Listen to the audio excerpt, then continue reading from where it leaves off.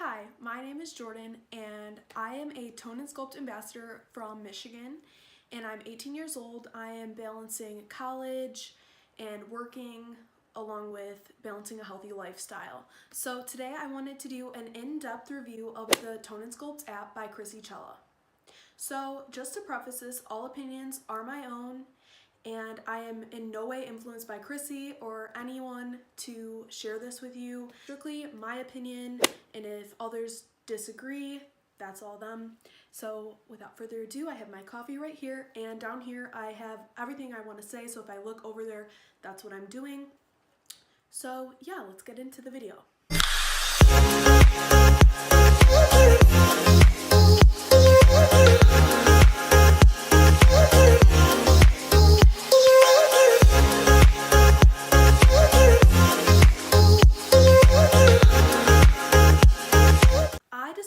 To start my YouTube channel, which this will not just be about health and fitness, it'll be like overall pretty much anything I feel like putting out. But for my first video, I wanted to do something that I felt like could really help others decide if this is worth it for them or not. And I just wanted to share my brutally honest opinion for the Tone and Sculpt app by Krissy Cela. So within the app, there is a home guide and a gym guide. I personally love a home workout, so I use those all the time. The gym guide I use a little less frequently because it is easier for me personally to work out at home. So if you are just struggling to get in a workout and you want to do something quick in your basement or in your room, this is perfect for you. There are so many options in the home guide, and for both the home guide and the gym guide, there are options to work out 3 days a week or 5 days a week, which once Phase 2 came out of the app, because this was not an original feature, once Phase 2 launched, there was the option for the 3-day or the 5-day, and I was so happy for this because as someone who can't work out 5 days a week, it made my life so much easier. Instead of having to figure out the workouts myself, it automatically did this. So I was very happy when she edited the app to do this. Other than the home guide and the gym guide, there are also challenges and target area workouts, which are for your arms, your shoulders, your glutes. Basically, there's a little bit of everything. And then if you aren't feeling up for the workout on the gym guide, you could easily do the target area workout instead. And then if you are in a pinch for time, there are the 15-minute full body blasters, which are a godsend. I love them so much, and they are incredibly challenging, but if you're short on time and that's all you have time for, it's a great way to get your heart rate up and burn some extra calories. So as far as the workouts go, they're very challenging. They can be beginner friendly. There's beginner workouts on there. Love them. Which the meal plan, from the beginning to now, it has literally upgraded itself so much, just by how Krissy has revamped it in the Phase 2 of the app.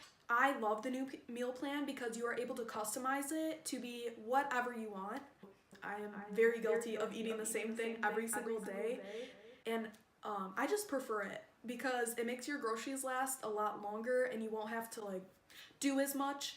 And when you're in a pinch for time, it's great. So I will put the same thing as my lunch every day and the same thing as my dinner every day, and then switch it by the week, if that makes sense. So it really just helps me to stay consistent, but also get a bang for my buck with my groceries. And that's something Krissy is really good about, is making sure your groceries aren't the most expensive and you're having stuff you can use for multiple meals, which I think is really great. And then if you didn't want to customize the meal plan, you are able to basically let the app do it for you, which is cool. So if you don't want to spend the time picking out your own meals, the app will do it for you. You just have to prepare them for yourself. That's how the whole meal plan was in Phase 1 of the app. I won't spend too much time talking about that. And then, so yeah, that's my little hack, is going grocery shopping and setting your meals to be similar each day.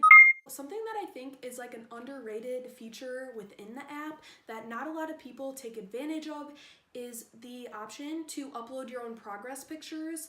And then you can write a little note under it to yourself, Progress section is really helpful. You can put pictures of yourself, basically whatever you want, and it helps because it is a good way of tracking your progress without using a number, which as someone who hates weighing themselves, I love that we can upload progress pictures and basically just look at the picture and see how much you've developed since you started. And I love that because I am guilty of letting the number on the scale dictate how happy I feel about my progress. In reality, that number means nothing. Another feature of the app that I absolutely love is the ability to track your water intake. I literally only drink iced coffee or water, so it's really good to be able to track your water intake, and it basically gives you how many liters of water you should be drinking based off of your goals and your stats, which the stats are what you put into it, like your height, weight, and your goal is what happens when you purchase the app. It's the first thing that comes up, and that way the app can kind of tell you how much you should be eating, whether you want to lose weight, maintain, or gain. And that is super helpful, and I am really grateful for that part of the app, because if you are a beginner and you wouldn't really know how much you should be eating, it's a great feature. The app is really helpful to help you gauge how much you should be eating each and every day. So definitely take advantage of that and track your water, and it's really satisfying when you see the water fill all the way up. Basically, my overall opinion of the app is it is a great resource.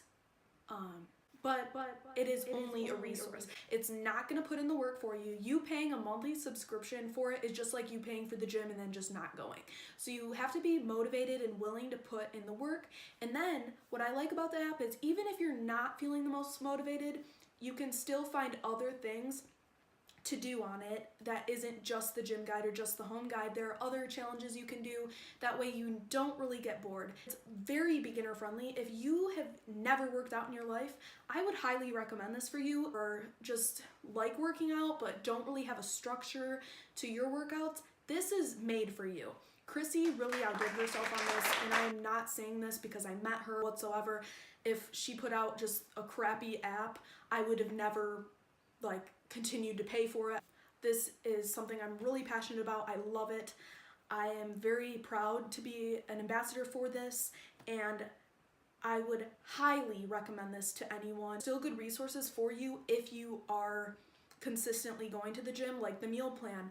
Honestly, I struggle so much with my eating habits and nutrition. I am literally the worst at sticking to a meal plan. It is still hard for me with the app to stick to it. Nutrition has always been the hardest part of my fitness journey. Mostly because I love pizza and I love cake and stuff like that. So it's really hard for me to pass that stuff up. I love cookies, love any sweet, really. So it's hard for me to stick to a meal plan, and a lot of times I won't. Like if I see pizza and everyone else is eating pizza around me, I'm not gonna say no to it. And that's just my personal decision. The app will do for you what you put into it. So it's a good resource. I would recommend it to really anyone. But like I said, I don't take myself so seriously with the meal plan that I'm not having treats like once or twice a week. I will not do that. As far as the workouts go, I don't stick to the gym guide 100% of the time. I use it to structure my workouts. I like to use them as a guide, but it's not the end-all be-all of my workouts every single time, which sure, you might frown upon that as someone looking into that, like I'm not really using the app, but I am. I'm using it as a guide. If you walk into the gym and not know what to do often and you find yourself aimlessly walking around and wasting your time in the gym, this is made for you. You will love it. So, the first question I was asked was, what was my favorite workout or day of the guides? And I love pull day. I never trained upper body until I started following Krissy, and once I started training, I will never stop. I love pull day, which is basically training your back. I love it. It is my favorite, but the leg workouts are phenomenal, but I do love pull day. It is the best. Other question I was asked was, how did I become a Tone and Sculpt ambassador? Which for me, I was the first one added onto the team, after the initial like ambassadors were announced. Basically, I was just posting a lot on my Instagram about Tone and Sculpt, and Krissy and her team noticed, and they reached out to me and asked me if I wanted to be an ambassador, and I said yes. Become a Tone and Sculpt ambassador, I would highly recommend just posting a lot about it on your Instagram story and your Instagram account, and if they notice you and like your content, they will probably reach out to you. And then the other question I got is how many times or how long I've been following this. I've been following it off and on since its launch. Also asked if I do one workout a day. It just depends on how I'm feeling. So I could do one workout a day, but I'm probably gonna do a warm-up and some type of finisher. And usually as the finisher, I do an ab workout or a HIIT workout. Don't forget to like, comment, and subscribe. My Instagram is @Jordan.fit. Questions in the comments below, or you can DM me on my Instagram and I try my best to answer those. If you'd like to join my spring challenge, go ahead and DM me on Instagram and I will send you the details. I hope you have a blessed day, and I will talk to you guys in the next video.